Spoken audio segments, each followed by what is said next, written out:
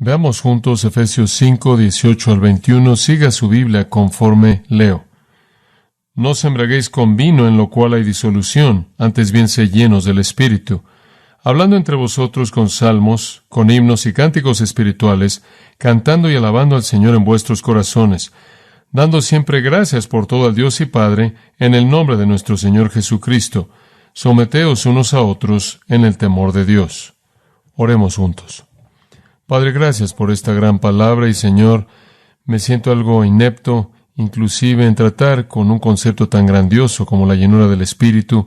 Sin embargo, sé, Señor, cuán práctico y esencial es, que de hecho es un mandato, y entonces da tu sabiduría, conforme hablo, y sabiduría a aquellos que oyen, para que podamos ser obedientes y comprender la plenitud de esto que nos dices en el nombre de Cristo. Amén. Ahora recordarás, he estado con nosotros discutiendo el libro de Efesios versículo a versículo por mucho tiempo ahora, pero hemos descubierto que debemos andar de una manera digna, debemos vivir cierto estilo de vida, que Dios ha definido para nosotros los parámetros de nuestra vida de manera muy, muy clara. Y hemos cubierto 4, 5 y 6, o el 4 y 5 de Efesios, y vamos a entrar al capítulo 6 en el futuro, y descubrimos que en todos estos capítulos realmente se describe cómo es que el cristiano debe vivir. Y la clave para cómo el cristiano vive está aquí en el capítulo 5, versículo 18. Se da cuenta de que si el 5:18 no estuviera en el libro de Efesios no podría jamás ser cumplido. Si este versículo fuera quitado de este libro, todo será legalista. Si este libro fuera quitado, usted tendría el gran motor, el gran vehículo descrito en los capítulos 1 al 3. Todavía tendría su mapa de camino en los capítulos 4, 5 y 6, pero no tendría ningún combustible para que usted llegara a algún lugar. Usted estaría operando de manera completa en la carne, independiente de esa afirmación hermosa en el capítulo 5, versículo 18. Sed llenos del Espíritu. Ese es el corazón de todo el asunto. Esa es la energía del andar digno. Esa es la clave de vivir la vida cristiana. Esa es la médula de todo. Usted nunca andará en humildad. Usted nunca podrá andar en unidad. Usted nunca andará de manera diferente de la que el mundo anda. Usted nunca podrá caminar en la luz. Usted nunca podrá caminar en amor. Y nunca podrá caminar en sabiduría a menos de que sea capacitado por el Espíritu de Dios.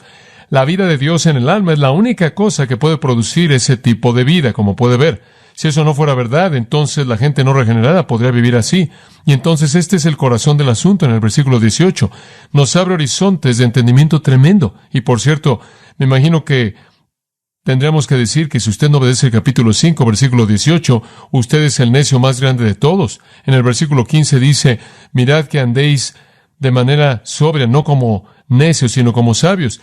Y el necio más grande de todos será el que tratara de vivir en una unidad humilde, un tipo de vida excepcional, andar en amor, andar en la luz, andar en sabiduría, cumplir toda la voluntad de Dios y hacerlo en la carne. Ese es el necio más grande de todos. Un cristiano debe hacerlo en el poder del Espíritu Santo. Ahora, ¿qué significa andar en el Espíritu? Bueno, muchas personas están confundidas por esto. Algunas personas creen que usted es sacudido de alguna manera divina. Algunas personas creen que esto es lo que pasa cuando usted habla en lenguas, y usted sabe, hay personas que dicen, bueno, ha sido lleno del Espíritu. En cierta manera lo aíslan a usted. Han sido sacudidos y han dejado de ser sacudidos, han atravesado por alguna experiencia, usted sabe. Si usted ha tenido algún tipo de experiencia estática, usted lo tiene. Si no, no lo tiene. Y hay usted sabe, mucha variación y discusión acerca de este concepto. Y hay personas que por un lado dicen que es cuando usted enfrenta algún tipo de experiencia estática, y hay personas que dicen por un lado que lo abordan de manera muy estoica y simplemente lo reconocen como la idea de que el Espíritu Santo está presente y demás. Tiene muy poco impacto en algo práctico, pero ambas posturas están equivocadas. No es un tipo de situación estoica y no es una experiencia estática. No es ninguna de las dos. La llenura del Espíritu es una realidad muy profunda y queremos entenderla lo mejor que podamos conforme lo compartimos esta mañana. Ahora veamos 3 puntos simplemente para darle un marco para lo que vamos a decir. Vamos a ver el contraste, el mandato y las consecuencias. Ahora, ya vimos el contraste, la próxima vez vamos a ver las consecuencias. Entonces, hoy nos vamos a concentrar en el mandato en sí, y el mandato es, sed llenos del Espíritu. Ese es el mandato. Ahora, permítame tan solo mencionar el contraste para usted, que lo pudo haber olvidado, quizás no haya estado aquí. Primero el contraste en el versículo 18. Sed llenos del Espíritu, en lo cual hay azotia o disolución o falta de esperanza, una enfermedad incurable. Eso es a lo que lleva. Antes bien, sed llenos del Espíritu. Ahí está el contraste entre la embriaguez y sed llenos del Espíritu. Y tratamos de apuntarle en las últimas 2 semanas que la embriaguez era un método usado en las religiones paganas para inducir una supuesta comunión con las deidades. En otras palabras, no es un asunto social de lo que él está hablando aquí primordialmente, aunque eso ciertamente es verdad. Antes de que usted era cristiano, pudo haberse embriagado. Cuando usted se convirtió en cristiano, no debe hacerlo. Es verdad en un elemento social, pero es un asunto teológico en lo que realmente se concentra. Los paganos se embriagaban y de esta manera sentían que inducían un nivel alto de conciencia religiosa y tenían comunión con los dioses. Y digo, cuando se embriagaban, realmente se embriagaban. Inclusive vomitaban para que pudieran embriagarse más. Inclusive hemos descubierto, en términos arqueológicos, que habían lugares en donde tenían fosos simplemente para ese propósito. Inducían una torpeza de embriaguez que creían que los elevaba para tener comunión con los dioses, y el apóstol Pablo está haciendo un contraste de manera fuerte al decir, ustedes tienen comunión con Dios, ustedes pasan por su adoración de salmos, himnos y cánticos espirituales, viven sus vidas de esposas sometiéndose a maridos y maridos amando a esposas, etc. Hacen todo esto no como si fuera inducido por la embriaguez, sino como es inducido por la llenura del Espíritu de Dios. ¿Lo ve? Completamente diferente. Pablo apunta que encontramos nuestro gozo y encontramos nuestra emoción y encontramos nuestra comunión con Dios, encontramos la base de nuestra adoración, la motivación para nuestra liturgia, si usted quiere llamarlo así, de ser lleno del Espíritu Santo. Su liturgia mala, vil, llena de orgías, de pecado, de música mala, conectada con la danza mala, conectada con la inmoralidad sexual, era inducida por la embriaguez. Nuestra adoración verdadera, nuestra música hermosa, nuestra comunión con Dios es producida por el poder del Espíritu Santo. Y entonces el contraste fuerte entre la adoración de orgías de embriaguez de los sistemas paganos y la belleza llena del Espíritu de la adoración del Dios verdadero está en la mente de Pablo. Y él está diciendo, como cristiano, tienes que dejar esas cosas y tienes que llegar a este punto en el que estás lleno del Espíritu. Ahora, este es un contraste común en la Escritura. Observe Lucas 1:15, por ejemplo. Dice en Lucas 1:15 con respecto a Juan el Bautista, y explicamos esto a fondo en un mensaje anterior, porque él será grande a los ojos del Señor. Y aquí está una de las cosas que lo va a caracterizar. Y no beberá ni vino ni bebida fuerte, sino que será lleno del Espíritu Santo desde el vientre de su madre. Ahí está ese mismo contraste. Él no va a ser un bebedor. Él será lleno del Espíritu. Él no tendrá sus actitudes religiosas inducidas por el vino y la bebida fuerte, sino por el Espíritu de Dios. Él no será influenciado en el interior al beber, sino por el Espíritu de Dios. Él no será motivado por lo que el alcohol hace a su cerebro, sino por lo que el Espíritu de Dios hace a su mente. En otras palabras, él será guiado por el Espíritu de Dios en contraste a aquello que guía a tantas personas en la embriaguez. Observe Hechos, capítulo 2, y encontramos el mismo contraste de nuevo. En el día de Pentecostés, recordará, dice en el capítulo 2, versículo 4, que todos fueron llenos del Espíritu Santo. Todos estaban llenos del Espíritu Santo y comenzaron a hablar en otros idiomas, conforme el Espíritu les daba que hablaran. Y aquí estaban los discípulos y comenzaron a hablar todos estos idiomas. Inclusive nombra los idiomas ahí en el versículo 9. Y enlista los diferentes idiomas de nuevo en el versículo 10 y versículo 11. Y todos estaban hablando de estas maravillosas obras de Dios en idiomas que nunca aprendieron. El Señor de manera milagrosa les dio la capacidad de hacer eso, y el punto era de que cuando fueron llenos del Espíritu en el día de Pentecostés, esto es lo que pasó. Entonces, estando llenos del Espíritu, hicieron esto. Pero la gente dijo en el versículo 12, y estaban todos sorprendidos, perplejos, y dijeron, ¿qué significa esto? Y otros burlándose dijeron, estos hombres están llenos de glucos, vino nuevo. Esto es simplemente otra orgía pagana.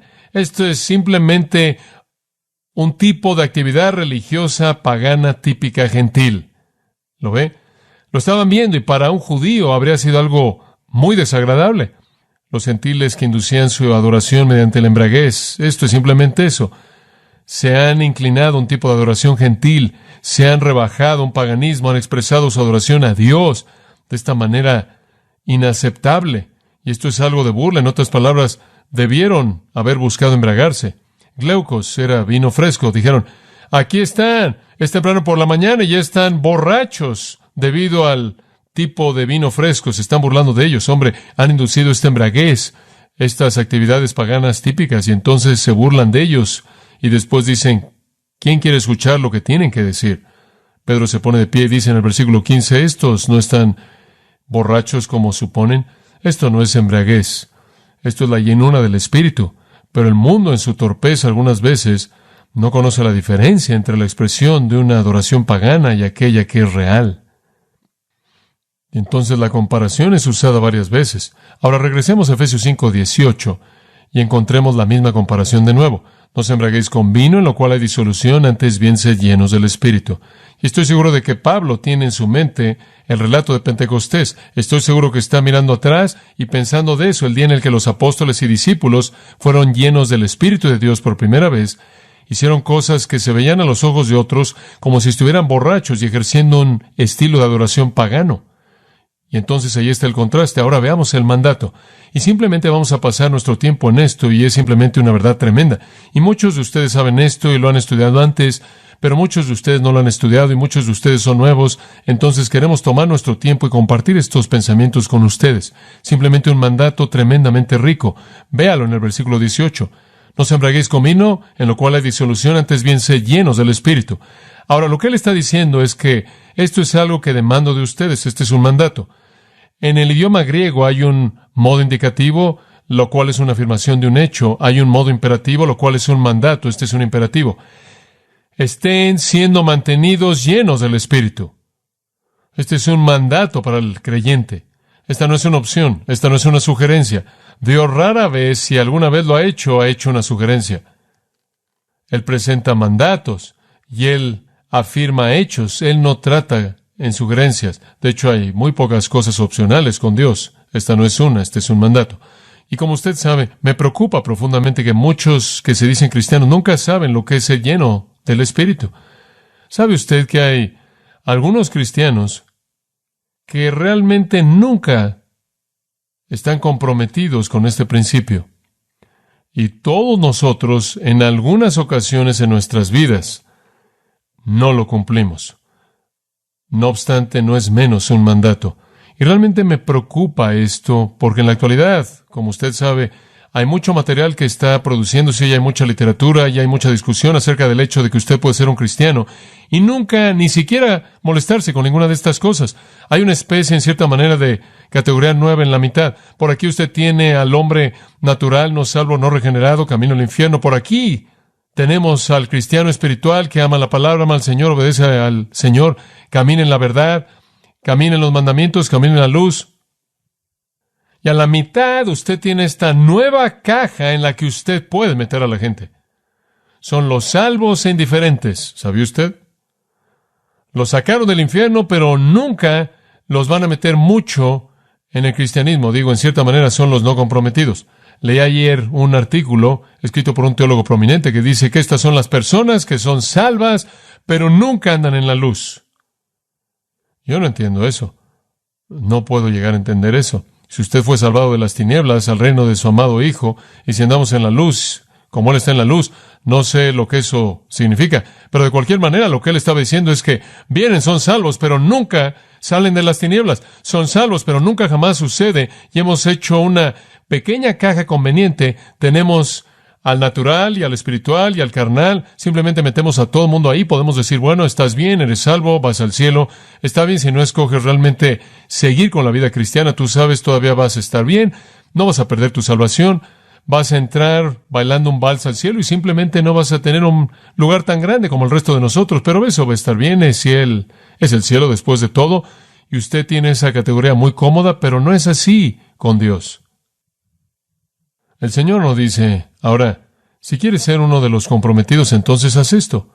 Si simplemente quieres estar en la caja carnal, es una opción. Él no trata así.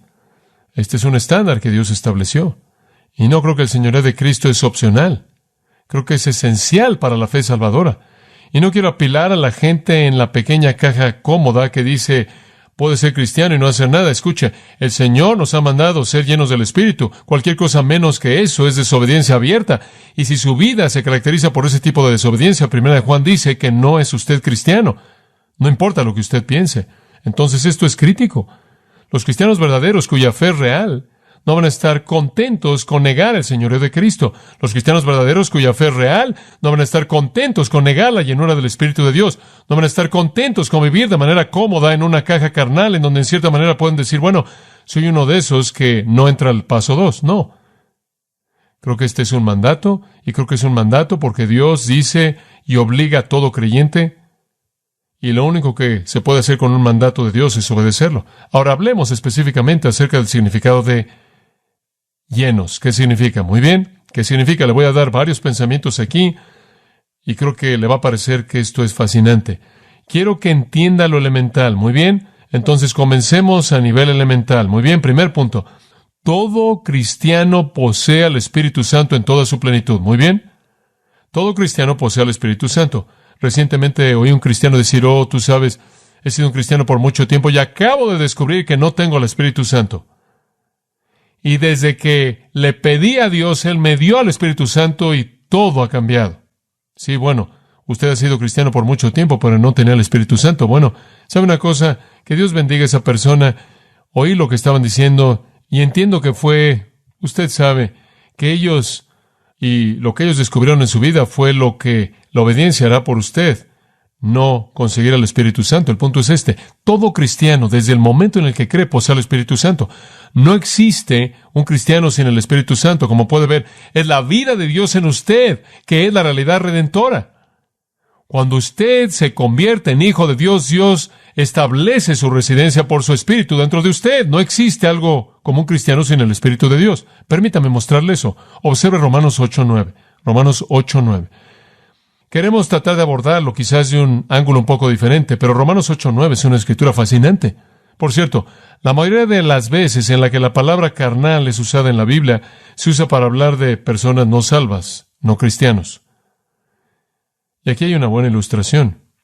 La mente carnal, él dice en el versículo 7, está en enemistad contra Dios y no se sujeta a la ley de Dios, ni tampoco puede, de tal manera que los que están en la carne o carnalidad no pueden agradar a Dios. Aquí carnal significa no salvo. Aquí él está diciendo, si eres carnal, no eres salvo. La gente dice, bueno, soy simplemente un cristiano carnal. La realidad podría ser que usted podría ser un cristiano carnal a la 1 Corintios 3, o podría ser carnal, punto, a la Romanos 8, y ni siquiera ser salvo. Entonces, si usted está cómodo con su carnalidad, más vale que se examine a sí mismo para ver si realmente es salvo, porque es simplemente igual de posible que usted es carnal, Romanos 8, en lugar de que sea carnal, 1 Corintios 3. Puede haber cristianos que actúan carnalmente, pero la carnalidad es primordialmente característica de la gente incrédula. Están en enemistad contra Dios, no se sujetan a la ley de Dios, no pueden sujetarse a la ley de Dios, no pueden agradar a Dios. Mas vosotros no estáis en la carne, sino en el Espíritu. Si usted es un cristiano, usted está en el Espíritu. Si es un cristiano, no está en la carne. Ahora observe el fin. Después él dice, si es que el Espíritu de Dios mora en ustedes. En otras palabras, cuando eres un cristiano, estás en el Espíritu porque el Espíritu de Dios mora en ti. Y después al final del versículo, ahora, si alguno no tiene el Espíritu de Cristo, no es de él. ¿Lo ve? Si usted no tiene el Espíritu Santo, no es que usted es carnal. No es que todavía no lo ha recibido aún. Usted no es salvo. Si alguien no tiene el Espíritu de Cristo, no le pertenece a Cristo.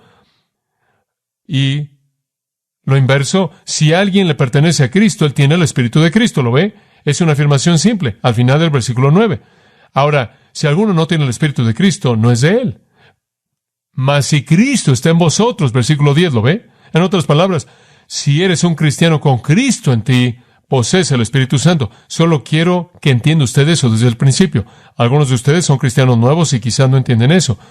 Usted como cristiano posee el Espíritu y Él está ahí en su plenitud. Él está ahí de manera total. No hay dosis. Usted no lo recibe en pedazos. Usted no tiene que decir, oh Dios, he oído a gente decir, dame más de tu Espíritu. No hay nada más que recibir. Él no viene en unidades. Él está ahí de manera total. Todo creyente posee al Espíritu. Ahora observe 1 Corintios 12:13, otro versículo importante que trata con la misma realidad. 1 Corintios capítulo 12, versículo 13.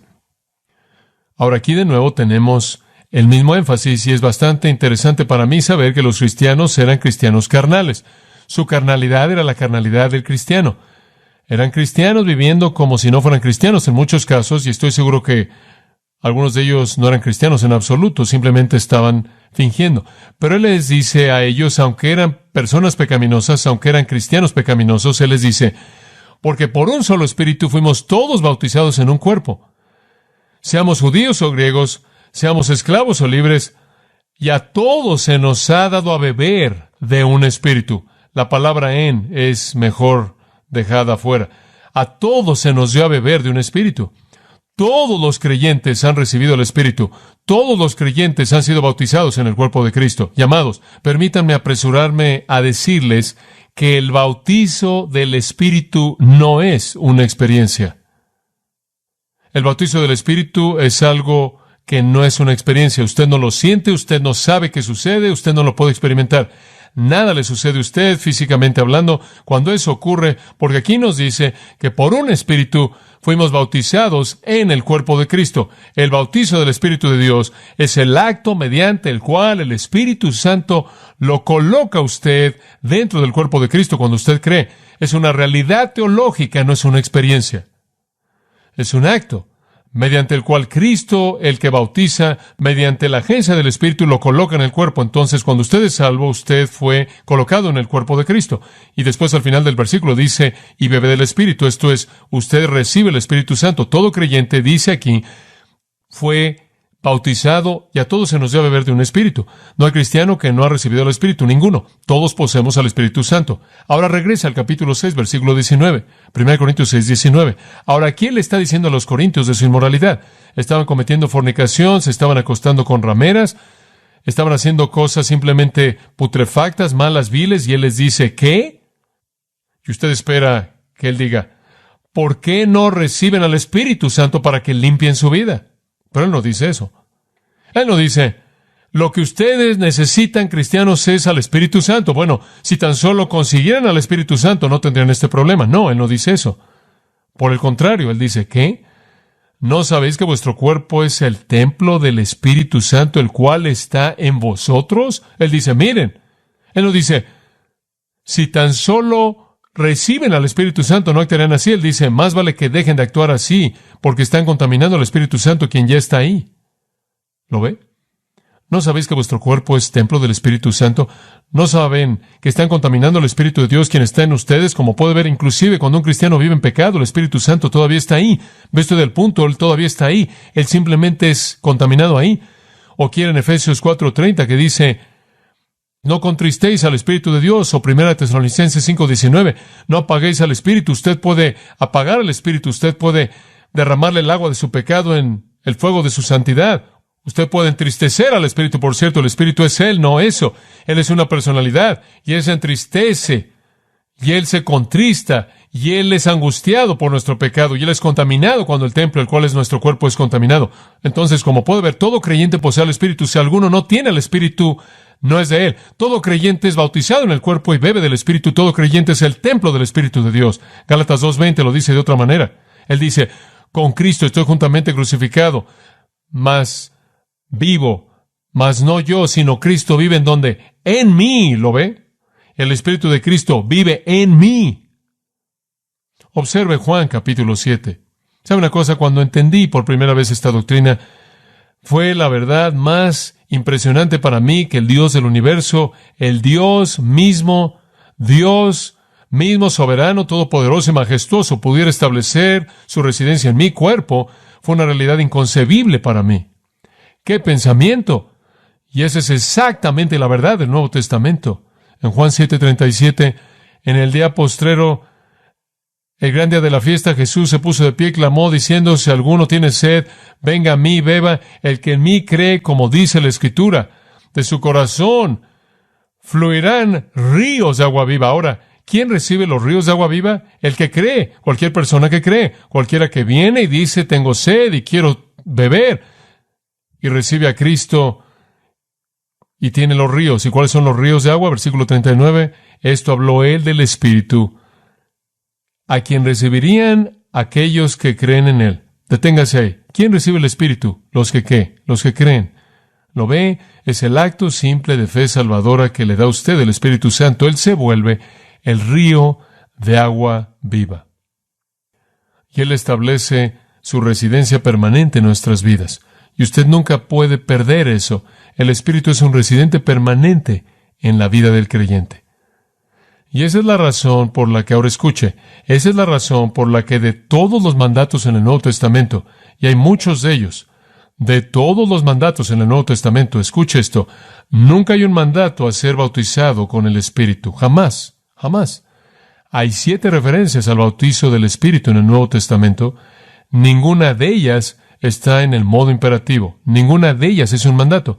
A usted nunca se le manda a ser bautizado por el Espíritu, porque el bautizo con el Espíritu es cuando usted es colocado en el cuerpo de Cristo, y eso sucede en el momento en el que usted es salvo. En segundo lugar, a usted nunca se le manda en ningún lugar en el Nuevo Testamento a que sea morado por el Espíritu. Nunca. Esa también es una promesa que ya se garantiza. A usted nunca se le manda a ser sellado por el Espíritu o mantenido seguro. Ese también es un regalo de Dios. Efesios 1, ya ha sido sellado, ya ha sido bautizado, ya ha sido morado. Esos nunca son dados como mandatos. El mandato es este, Efesios 5, 18. Sed que llenos del Espíritu. Eso es diferente. No morado, bautizado, sellado, sino lleno. Dice usted, bueno, ¿qué significa?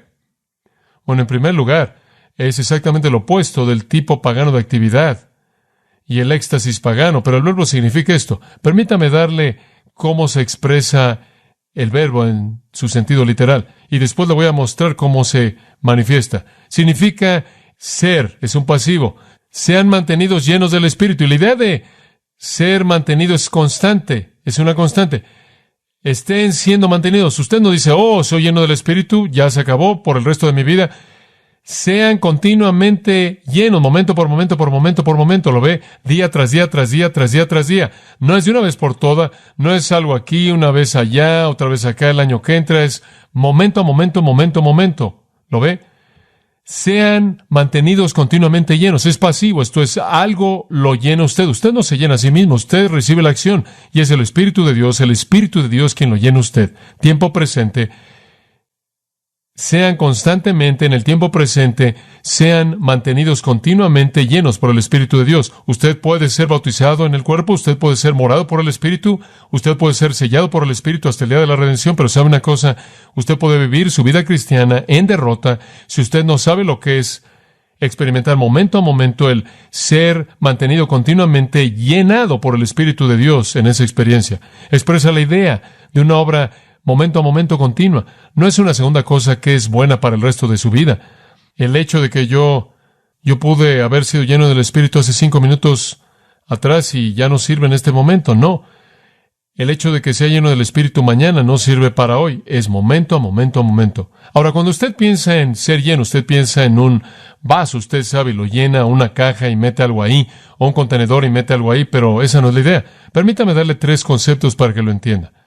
La palabra pleró es usada de viento llenando las velas y haciendo que se mueva el barco. Usted sabe cuando decimos que están llenas las velas de viento, y eso es lo que Pablo tiene en mente como un pensamiento inicial. Ser llevado, ser impulsado, un pensamiento hermoso. Ser impulsado, tener el impulso en su vida y la energía de su vida y la presión de su vida. Y esto que sea el poder del Espíritu de Dios. En otras palabras, usted no se mueve en su propia energía, usted no se mueve en su propia carne, usted no se mueve con sus propias ideas, usted no se mueve con sus propios ideales, usted no genera su propia voluntad, usted es llevado bajo el viento del Espíritu de Dios, usted es llevado por el camino por el que Él va a ir. Es en un sentido muy real, casi como aquellos que escribieron la Escritura, que fueron llevados por el Espíritu de Dios. Es como si usted no es nada más que una pequeña varita en un arroyo. ¿Alguna vez ha observado una varita? Cuando usted era un pequeño niño, usted aventaba una varita en un arroyo y después iba corriendo y veía cómo la llevaba la corriente. Usted es llevado por el Espíritu de Dios. Usted es impulsado como un barco por el viento. Ese es un pensamiento. Ser lleno con el Espíritu es ser llevado de día tras día, de momento a momento, de situación a situación, de pensamiento a pensamiento, de palabra a palabra, de acto a acto, por el poder de la energía del Espíritu de Dios. Entonces tiene la idea de presión, de llevarlo a lo largo en la voluntad de Dios. Hay un segundo, y esa es la idea de permear. Pleró algunas veces se usa de algo que permea, y creo que una buena ilustración de eso es la sal. La sal permea, de hecho, permea también que si usted le pone suficiente sal a algo, lo va a preservar, ¿verdad? pero cuando usted quiere comer algo y usted coloca esa sal, le da sabor. Permea todo de tal manera que todo tiene sabor. Solía usar la ilustración de una pastilla efervescente. Y si usted ha leído mi pequeño libro, La voluntad de Dios, usted ha leído del principio de efervescencia. Las pastillas efervescentes eran una especie de Alka-Seltzer con sabor. Una pequeña pastilla como del tamaño de un Alka-Seltzer, nada más que lo hacían en uva y en naranja y en cerveza de raíz y cereza y todo eso, usted sabe.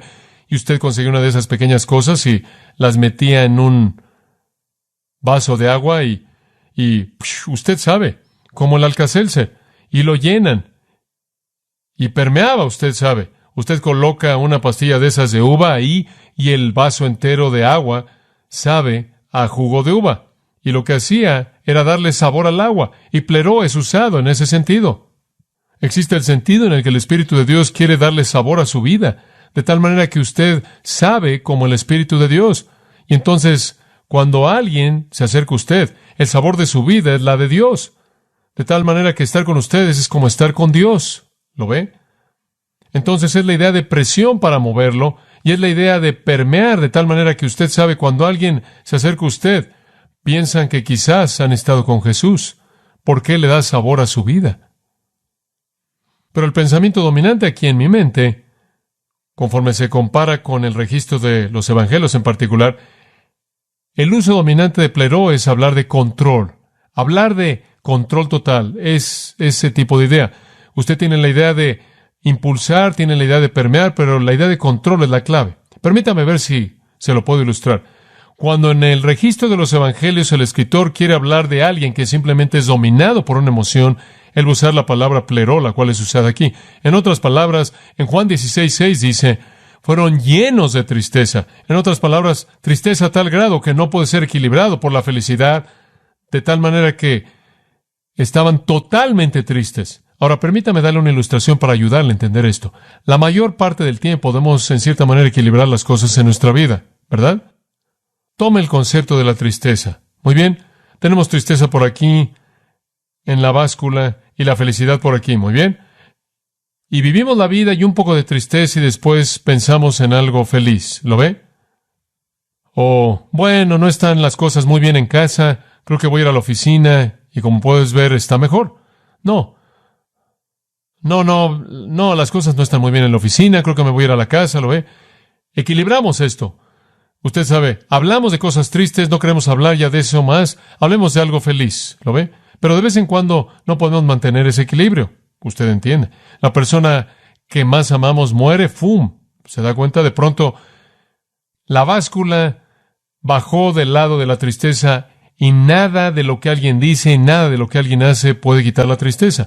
Llenos. Y ahí es cuando la palabra será usada. Es totalmente dominante. Por otro lado, usted va viviendo felicidad por aquí, tristeza por allá. La tía Marta muere y le deja a usted 50. ¡Wow! Está feliz. Usted sabe, no importa. El mundo puede hacer lo que quiere. Yo tengo 50. ¿Se da cuenta? Nunca lo esperó. Ahora de pronto está lleno de felicidad y ese es el concepto de la palabra. Usted está totalmente dominado por ello y no necesita equilibrio alguno. Lo más triste que le está pasando a su alrededor es totalmente algo que no le interesa. Usted está feliz. Y así es la vida. ¿Usted entiende? Pueden haber cosas que nos mantienen seguros y cosas que nos asustan y nos dan temor y seguimos un poco. Usted sabe, el marido recibe un incremento y tenemos una nueva casa y las cosas, los niños van muy bien. Estamos llenos de seguridad. Por otro lado, algún desastre sucede, algo terrible. Estamos aterrados. Usted sabe, es a la mitad de la noche y alguien está haciendo ruido en las ventanas. ¡Wow! ¿Se da cuenta? Usted sabe, eso es pleró.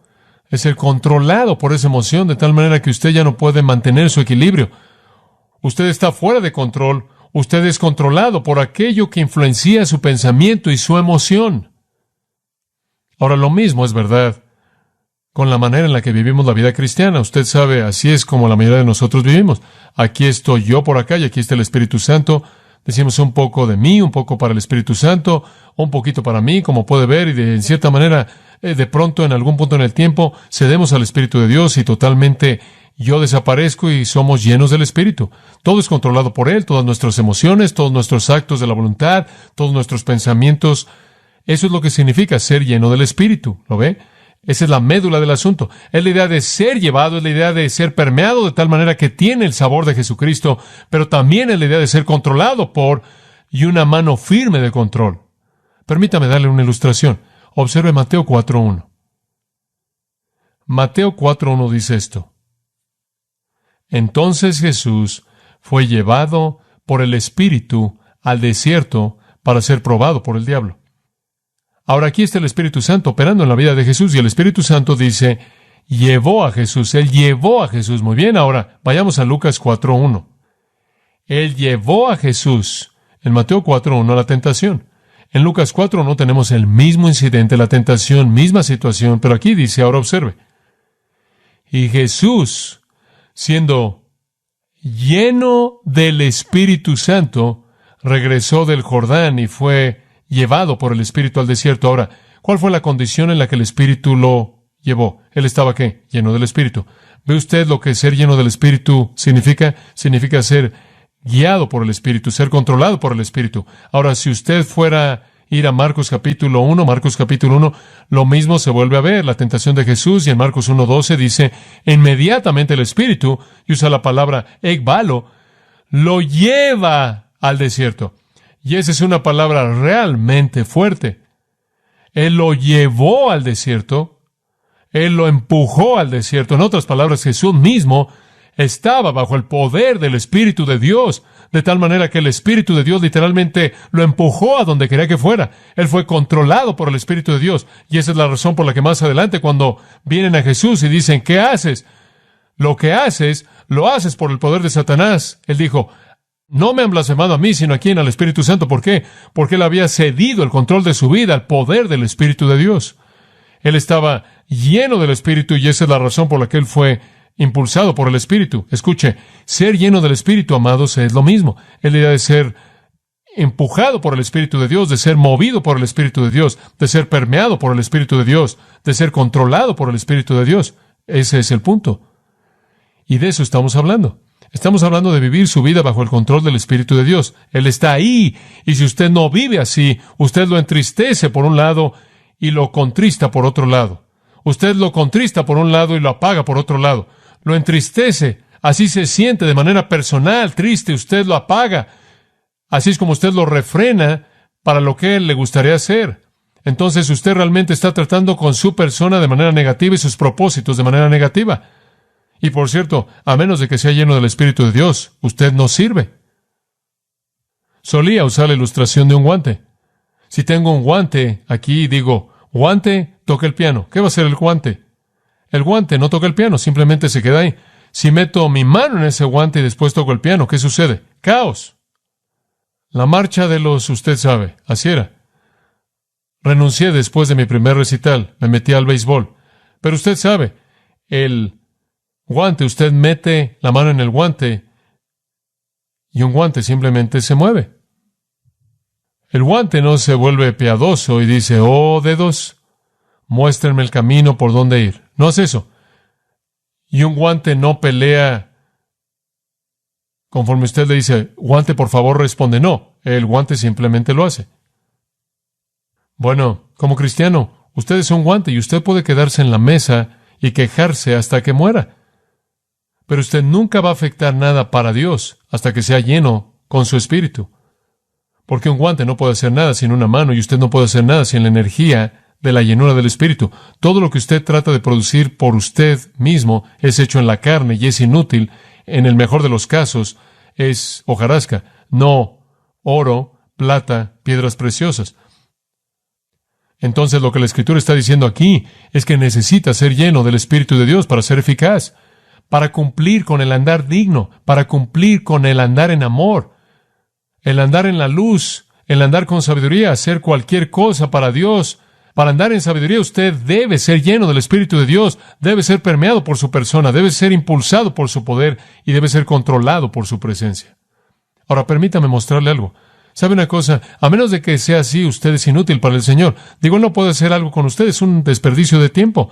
Operar en la carne cosecha absolutamente cero. Cuando el Señor quiere que se haga algo, Él siempre consigue a alguien lleno del Espíritu. En Hechos capítulo 6 y versículo 5, necesitaban algunos hombres para un trabajo especial. Y entonces, ¿cuáles fueron los requisitos? Hechos 6:5. Y el dicho agradó a la multitud y escogieron a Esteban, hombre lleno de fe y del Espíritu Santo. Lo escogieron porque estaba lleno de fe y lleno del Espíritu Santo. Y dice en el 7:55, pero él, siendo lleno del Espíritu Santo, miró hacia el cielo y vio la gloria de Dios y a Jesús estando de pie a la diestra de Dios. Hombre, le voy a decir algo. Ser lleno del Espíritu simplemente lo saca de este mundo, ¿no es cierto? Ser lleno del Espíritu le da a usted una perspectiva de Dios. Ser lleno del Espíritu lo separa del sistema. Ser lleno del Espíritu significa, me podría importar menos lo que me pase a mí mientras que Él se ha glorificado. Él simplemente vio hacia arriba y vio la gloria de Dios. Es algo trascendente. Es una realidad trascendente. Usted sale de este mundo, sale de sus circunstancias, sale de sus vicisitudes, sale de sus pruebas para ver a Dios, ¿lo ve? Cuando Dios quiere un hombre para una misión, para un trabajo, Él quiere un hombre lleno del Espíritu, porque podría terminar con el hombre siendo apedreado, y si él no está lleno del Espíritu, él nunca va a poder enfrentar eso. Más adelante, en el capítulo 9, él necesitaba un hombre. Él necesitaba un hombre llamado Saulo, quien era un hombre duro, francamente.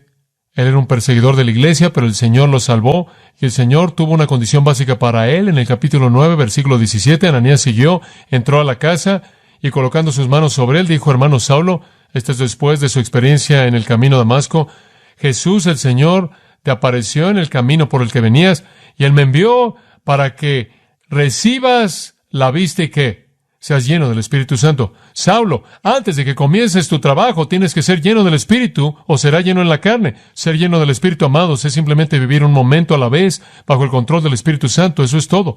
Es ceder, es vaciarme de mí para que Él pueda llenarme. ¿Lo ve?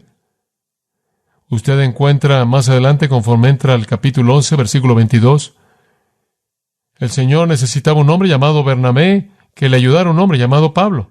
Y cuando el Señor quiso escoger un hombre llamado Bernabé, Él tuvo algunas condiciones. Versículo 22, enviaron por Bernabé. ¿Por qué Bernabé? Versículo 24, porque era un hombre justo y ¿qué? Lleno del Espíritu Santo. Digo, tenía que ser así. ¿Qué más demandaría a Dios? Y más adelante encuentra en el capítulo 13, versículo 9, y Saulo, lleno del Espíritu Santo, puso sus ojos en él. Aquí él está en algún punto más adelante, todavía lleno del Espíritu Santo. Capítulo 13, versículo 52, me encanta esto. Y los discípulos fueron llenos de gozo y del Espíritu Santo. ¿Y qué pasó? Sucedió en Iconio, que estaban juntos en la sinagoga de los judíos, y entonces hablaron de tal manera que una gran multitud, tanto de judíos como de griegos, que creyeron. ¿No es eso maravilloso? Cuando Dios quiere que alguien ministre a su iglesia, cuando Dios quiere que alguien esté a cargo de una obra misionera pionera, cuando Dios quiere que alguien gane personas para Cristo, le encuentra a alguien que, lleno del Espíritu. Alguien que es impulsado en la voluntad de Dios por la presión del Espíritu de Dios, permeado por el sabor de Jesús mismo, y alguien que está controlado de manera absoluta por ese poder. Ese es el estándar que Dios ha establecido. Dice usted, bueno, ese es el significado de la llenura, pero ¿cuál es el medio? ¿Cómo soy llenado? Permítame darle esto rápidamente y vamos a terminar. ¿Cómo consigo la llenura del Espíritu? ¿Cómo puedo conocer esto si es mandado? Bueno, sabe una cosa sorprendente, oigo a personas orando por la llenura del Espíritu. Usted no tiene que orar por ello. No es una petición de oración, es un mandato. Usted no dice, Señor, oh, quiero ser lleno. Él está ahí arriba diciendo, quiero que seas lleno, quiero que seas lleno. Y usted está diciendo, quiero ser lleno. ¿Lo ve? En cierta manera ese es un estorbo aquí. Si Él le dio a usted un mandato, entonces usted tiene los recursos, ¿verdad? Y el recurso es vaciarse de sí mismo, es cuestión de la confesión de pecado. Pero permítame darle una manera simple de verlo. Involucra rendir su voluntad, su intelecto, su cuerpo, su tiempo, su talento, su dinero, todo a su control. Es la muerte de usted, es la crucifixión de uno mismo, es el matar su propia voluntad, es la mortificación de los miembros de su cuerpo, es la muerte de usted. Cuando usted muere, Él llena. Cuando usted se vacía de sí mismo, Él va a llenarlo. Él va a llenarlo. Permítame darle una ilustración de esto. Ahora observe Efesios capítulo 5 rápidamente. Usted tiene en Efesios capítulo 5, versículo 18 esta afirmación. No se embriaguéis con vino, en lo cual hay disolución, antes bien sed llenos del Espíritu. Ahora, ¿qué sucede cuando usted es lleno del Espíritu? Aquí está lo que pasa. Usted va a hablar entre vosotros en salmos, himnos y cánticos espirituales, versículo 19. Versículo 20, va a estar agradecido, va a dar gracias a Dios por todo. Versículo 21, se van a someter unos a otros. Versículo 22, las esposas llenas del Espíritu se van a someter a sus maridos. Versículo 25, los maridos llenos del Espíritu van a amar a sus esposas. Capítulo 6, versículo 1, hijos llenos del Espíritu van a obedecer a sus padres. Capítulo 6, versículo 4, padres llenos del Espíritu no van a provocar a ir a sus hijos. 6:5, siervos llenos del Espíritu van a ser obedientes. Y 6:9, amos llenos del Espíritu van a tratar a sus siervos bien. Ahora, ¿se da cuenta de eso? ¿No es eso sorprendente? Toda esta llenura del Espíritu nunca produce nada estático en absoluto. Produce canciones, decir gracias, someterse y muchas relaciones humanas correctas. Nadie entra y sale de una experiencia sorprendente. Nadie se cae boca abajo, nadie entra en algún tipo de experiencia de éxtasis. ¿Qué sucede? Simple. Todas las relaciones se corrigen. Su relación con Dios está bien porque usted canta y da gracias. Su relación con otras personas está bien porque usted se somete. Sea en un matrimonio, familia o en una situación de empleo. Todo es muy práctico, todo es muy claro. La llenura del Espíritu afecta a todas estas relaciones con Dios, con nuestras familias, con otros. Ahora permítame mostrarle algo. Observe Colosenses capítulo 3. Este es un paralelo. Este es un paralelo fabuloso. Colosenses 3, ahora observe el versículo 16. Dice a la mitad del versículo: enseñando y amonestándose unos a otros. Aquí vamos de nuevo. Exactamente como Efesios 5. Salmos, himnos y cánticos espirituales, ¿verdad? Versículo 17. Y todo lo que hagáis, sea de palabra o de hecho, hacedlo todo en el nombre del Señor Jesús, dando gracias. Ahora pasamos por la misma rutina de nuevo. Está condensado, pero todo está aquí. Las esposas se someten a sus maridos, maridos aman a sus esposas, hijos obedecen a sus padres, padres no provocan a sus hijos, siervos obedecen a sus amos. Y después en el capítulo 4, versículo 1, amos, traten a sus siervos de manera equitativa y justa. Ahora ve usted eso, la misma secuencia. Usted lo tiene todo ahí. Tiene las canciones, el dar gracias, la sumisión, las esposas, el marido, los hijos, el padre, el siervo, el amo. Idéntico. Ahora, sabemos lo que produce esto en Efesios 5, la llenura del Espíritu. ¿Qué lo produce aquí? ¿O es diferente aquí? Observe el versículo 16. La palabra de Cristo more, ¿qué? En abundancia en vosotros en toda sabiduría. Ahora, agárrense a su asiento. Permítanme decirles algo. Ser llenos del Espíritu es lo mismo como dejar que la palabra de Cristo more en abundancia en usted. ¿Lo ve? Tiene que ser lo mismo porque produce los mismos resultados. La gente dice, la llenura del Espíritu es mística, muy mística. No. La llenura del Espíritu es tomar la palabra que Cristo nos ha dado y dejar que more ¿en dónde? En su corazón. ¿Quiere usted ser lleno del Espíritu? No se siente en un rincón, en algún lugar y le ruegue a Dios. Si quiere ser lleno del Espíritu, aliméntese de la palabra de Cristo. Y conforme usted es alimentado y lleno de la palabra y resulta en morar en usted en plusis, abundantemente, ricamente en plenitud, usted se va a encontrar colocándose bajo su control. ¿Quién es el autor de la palabra de Cristo? El Espíritu. Y cuando usted mete la palabra a su vida, se vuelve lo que lo controla. Como Spurgeon dijo, su sangre se convertirá en biblina. Él tiene razón. Es algo simple y no hay razón para hacerlo confuso. Ser lleno del Espíritu es simplemente dejar que la palabra domine mi vida. Si usted quiere conocer lo que es ser lleno del Espíritu, entonces aliméntese de la palabra de Dios, porque cuando la palabra entra, el Espíritu tiene la verdad con la cual le va a dar usted la dirección y la guía, como puede ver. Ilustración para cerrar. Y he usado esto muchas veces. Pedro quería estar donde Jesús estaba.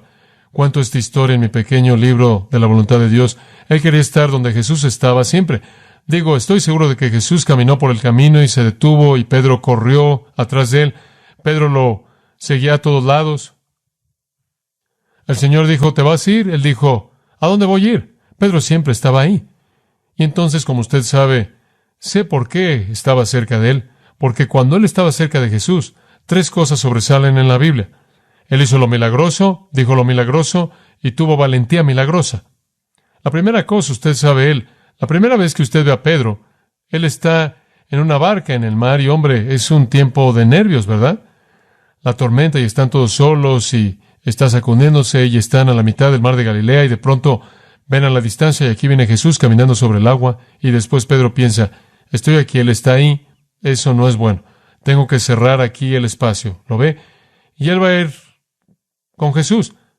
Ahora él ha sido un pescador toda su vida. Ha vivido en la costa del mar de Galilea, nunca ha caminado sobre él aún. Cada vez que él se ha metido ahí, él se iba al fondo. Él sabe eso. Nunca ha sido diferente, sin embargo, él sale de la barca y empieza a caminar por el agua, y él dice, ja, ja, ja, usted sabe. Bueno, como puede ver, él está inconsciente de lo que estaba haciendo, porque su motivación por estar con Jesús superó absolutamente todo. Él simplemente iba donde Jesús estaba. Y claro, él se encontró con Jesús por un tiempo y comenzó a hundirse, y el Señor lo sacó, lo levantó, y salieron caminando hacia la barca. Usted sabe, apenas me puedo imaginarlo caminando con Jesús de regreso a la barca, sintiéndose bastante bien. Usted sabe, véanos, usted sabe. Y siempre me río, porque un escritor escribió que había una parte de arena ahí, y estaban caminando sobre una parte de arena, pero es el mismo escritor que dijo que no hubo un gran pez que tragó a Jonás tampoco. Ese fue el pequeño salvavidas que estaba amarrado a la parte de atrás del barco. Claro, mi pregunta fue, ¿quién oyó de un salvavidas que vomitó? Pero bueno, ese es un comentario al margen. Pero bueno, Pedro y Jesús van caminando a la barca, y ¿sabe una cosa? Usted tiene que admitir que cuando Pedro estaba cerca de Jesús, él podía hacer lo milagroso. Digo, él no podía caminar sobre el agua, pero él pudo cuando él estuvo cerca de Jesús, ¿verdad? La próxima vez que lo vemos en nuestra pequeña analogía, él está con los discípulos y Jesús dijo, ¿quién dicen los hombres que soy yo? Mateo 16, y ellos dijeron, algunos dicen que tú eres Elías o Jeremías o alguno de los profetas. Y él dice, bueno, ¿quién dicen que soy yo? Y Pedro dice, tú eres el Cristo, el Hijo del Dios viviente. Y estoy seguro de que él pensó, ¿de dónde salió eso? Como puede ver, la boca de Pedro estaba disponible. Poco después, en ese capítulo, Satanás la usó, ¿se acuerda? Y Jesús tuvo que decir, quítate de delante de mí, Satanás. Su boca estuvo disponible y después Dios la usó. Tú eres el Cristo, el Hijo del Dios viviente. ¡Qué shock! Y Jesús lo vio y dijo, carne y sangre no te revelaron eso a ti, Pedro. Mi Padre en el cielo te lo reveló. Mi Padre acaba de usar tu boca por un momento ahí.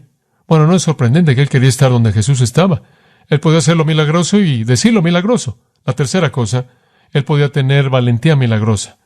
En el huerto, usted sabe, todos los soldados vinieron para capturar a Jesús, capturarlo y llevárselo al juicio, y Jesús dijo, ¿a quién buscáis? Y el ejército romano entero se cayó. Se cayeron como piezas de dominó. Cayeron sobre el suelo. Y Pedro pensó, esto va a ser fácil, uno, y ya se cayeron. Y entonces él está al lado de Jesús, y se está molestando más y más, y poco después él decide simplemente sacar su enojo. Entonces él saca su espada, y comienza con el primer hombre que está enfrente de él. Él iba a acabar con todos. Quizás habían 500 de ellos de la fortaleza antonina, y él simplemente le corta la oreja a Malco, y él iba por la cabeza, pero Malco se agachó. No hay duda en mi mente. Él no estaba nada más diciendo, ya te quité la oreja. Usted sabe, esa no era la idea. Él iba por todo. Él comenzó con el primer hombre que estaba enfrente de él. E iba a seguir a lo largo de toda la tropa. Decimos, ¿de dónde sacaste la valentía, hombre? ¿De dónde sacaste la valentía?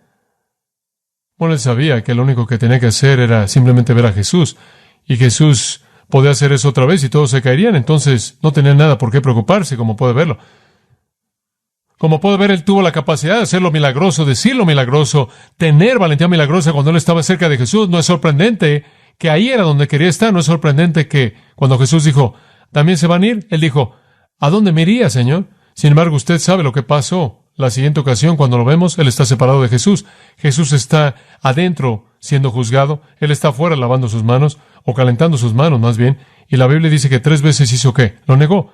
¿No es eso terrible? ¿Sabe una cosa? Lo único que se necesitó fue que Pedro fuera separado de Jesús, y fue un fracaso.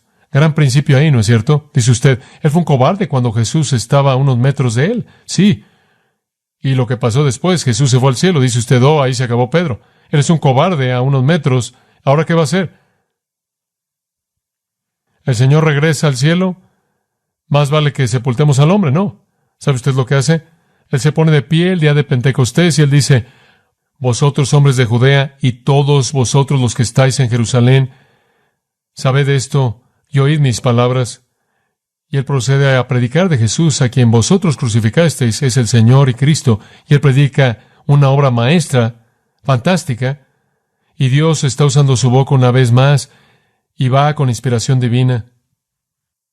Y él termina, y fueron compungidos en su corazón, y todos claman, ¿qué vamos a hacer? Y él dijo, arrepentíos y bautícense para la remisión de pecados, y recibiréis al Espíritu Santo. Y 3,000 de ellos se arrepintieron. ¿Sabe usted lo que lo vemos hacer? Está diciendo lo milagroso de nuevo. Él está abriendo su boca y Dios está hablando. La próxima vez que usted lo ve, él y Juan van al templo a adorar y hay un hombre que está ahí y él es un mendigo y él lo ve y le dice, plata y oro no tengo, pero te doy lo que tengo. En el nombre de Jesús de Nazaret, levántate y anda. Y el hombre salta y baila y va por el templo haciendo todo eso. Él no solo podía decir lo milagroso, él podía hacer lo milagroso.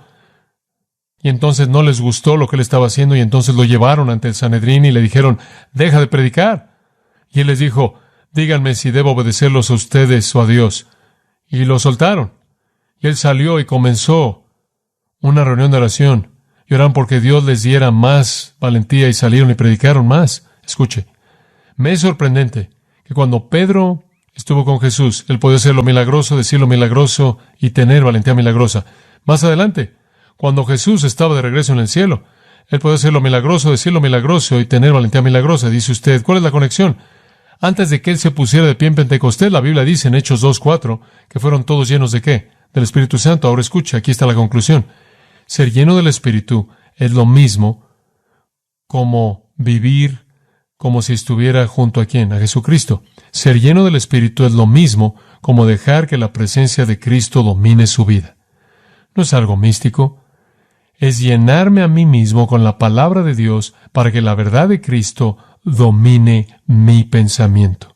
Y después el Espíritu de Dios, conforme cedo a la verdad de Cristo en mí, me llevará a ser y decir y ser lo que Dios quiere que sea. Más de eso la próxima semana. Oremos. Padre, oro porque tú traigas al cuarto de oración y al cuarto de consejería a aquellos a quienes tú quieres que vengan. Tráenos de regreso esta noche, Padre, para reunirnos contigo de una manera especial. Gracias por el Espíritu Santo, quien vive en nosotros y quiere llenarnos momento a momento conforme cedemos a la presencia de Jesucristo.